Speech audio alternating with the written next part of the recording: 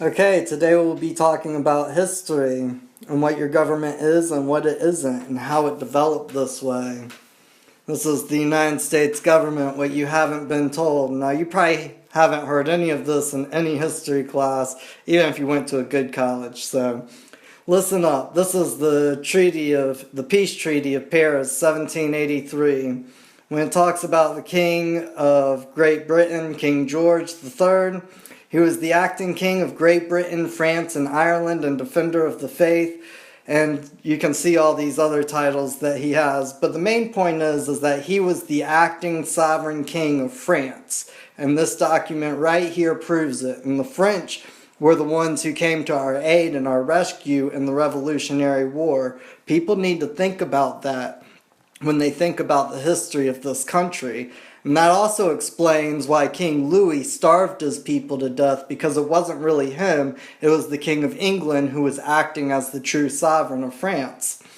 So here we got the preamble. Now what most people don't understand about the preamble is that it is a corporate trust, okay? We the people are forming the United States in a corporate trust to form a more perfect union, establish justice, ensure domestic tranquility. This was a corporate trust. There was a long time in this country where corporations all had to be public trust, and they had to prove what good they were doing for the public before they could renew their charter. And there's a lot to be said about that, because think if Walmart or McDonald's had to go into court today and prove what good they are producing for the public and the people of the United States of America versus what harm they're producing. Now, this is from visitthecapital.gov. Right here, it talks about the Union is dissolved on December 20th, 1860. The Southern delegates walked out of the House of Congress and the House of the Senate, and they formed a new government, which you can tell right here from the Avalon Project, and this is what the Confederation was. Okay, so the Southern delegates walked out, and that dissolved the United States as we know it under the Constitution. That dissolved that form of government, and it replaced it with the Confederation and the Union, okay? Now, if you go and look at the Lieber Code, it says that there has to be a treaty of peace in Article 2, 32, and 36. This is still the federal law of war today. And as you can see right here, the Civil War never had a peace treaty, and this comes from a .gov website as well. But there was no peace treaty to the Civil War. So, what happened after this happened? Well, I'm going to show you right here. This is the Organic Act of 1871. This makes the United States a municipal corporation through Washington, D.C.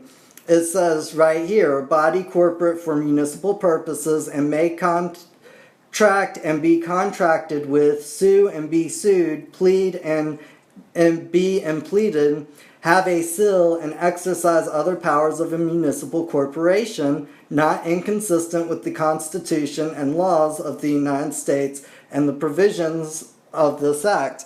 And if you look at Article 1, Section 18 of the U.S. Constitution, it pretty much gives the legislative branches all power that they need to do, and if they think it's for the good of the people, and they use that a lot. That's one of the loopholes on how they can do this to the people. But look down here where it says that it's further enacted, the executive power of said District of Columbia shall be invested in the governor, who shall be appointed by the president. So we don't even get to appoint the guy who actually leads this corporation. He's appointed by the president that we vote on, who is obviously a puppet. So if you think that voting on the president is going to solve anything, just read it right here. This is from a Senate document, black and white. You cannot vote on the man who governs this corporation. You can't do it. So let's take a look at what a municipal corporation is. Okay, This comes from Black's Law. A municipal corporation is a public corporation. Let's see what a public corporation is. A company who has traded shares publicly, and the shares are held by a large number, hundreds of thousands of different people. And we also know through Black's Law, and I pointed this out in my first video that I made, but the government only considers citizens to whom the Constitution accords the elective franchise and the right of participation in the offices of government. That's all the government considers people to be. That's it. Are only the elected officials. You and I are not considered to be the people. Now, if we look at municipality, it's a municipal corporation, a city, town, borough, or incorporated village. Also, the body of officers taken collectively belonging to a city. So the officers' bodies belong to the city. And the city back in this time, say back in the time of Rome, because I'm about to get into that, but the city was owned by somebody who, the Caesar of Rome at the time. And in this book, 3 Decades of Legislation, written by Samuel S. Cox, he talks about the reason they decided to make the government a municipal corporation was back in the time of Greece. When Greece was conquered by the Romans, the municipalities lived on. And the reason that this happened was because the language of money, kind of like the language of math, does not change. And all the Romans cared about was bringing in their money, bringing in their income, bringing in their taxes. That was absolutely it. There was no other reason. Now that it's well established that this is a corporation and not a government, and it's a it's a public corporation, but it's not the public trust that was supposed to be for the people, and you can see that evident throughout our society today. Now let's compare it to another corporation. Here's the NFL. Here's their constitutions and bylaws.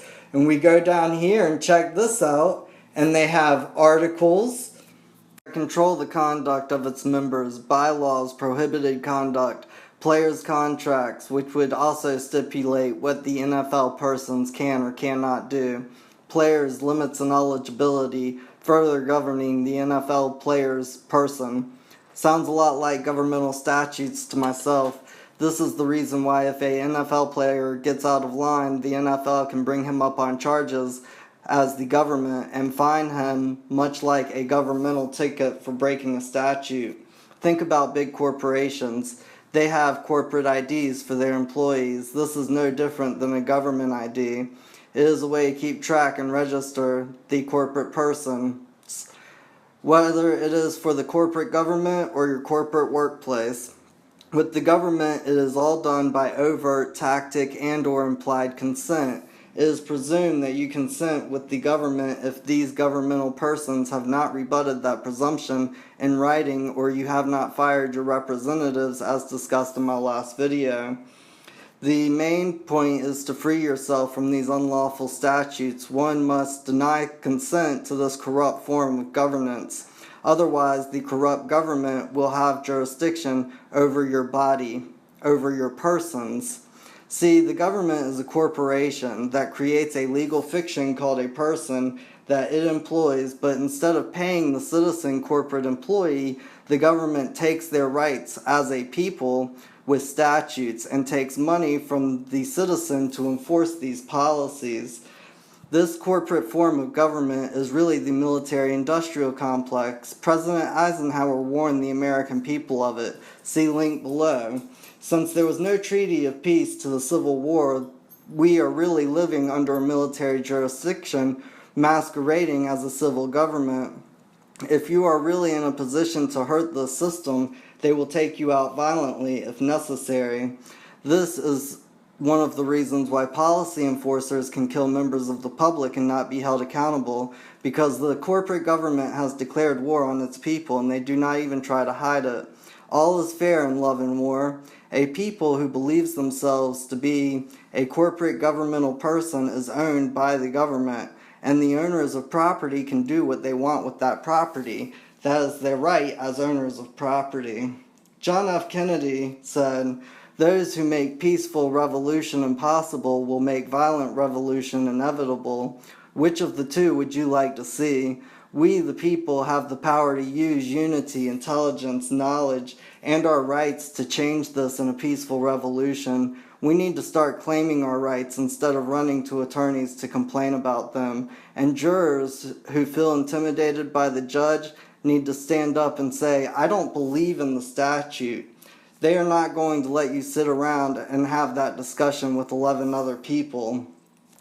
If we keep fighting emotionally and with anger, this will turn into a civil war. In my humble opinion, that is exactly what the power elite wants from the public. This is why I believe the media is pushing for a race war, problem, reaction, solution. If the public started a war with each other, the government could come in with martial law, and the people would not only want it, they would beg for it. Thankfully, the people of America have come a long way since the 60s. There is still racism in America, but nowhere on the scale that it once was. Even back in the 90s, we had the Rodney King riots. Now it is just showing the people that the policy enforcer might be the enemy.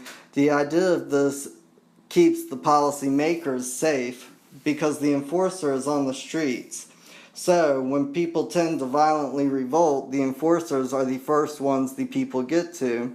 This would also give them another reason for martial law.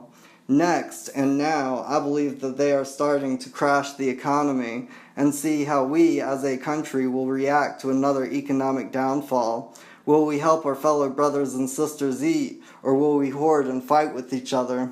History shows that when 35 to 40% of a society is starving, violent revolution soon follows. Think about the French Revolution, a violent overthrow because the people were literally starving.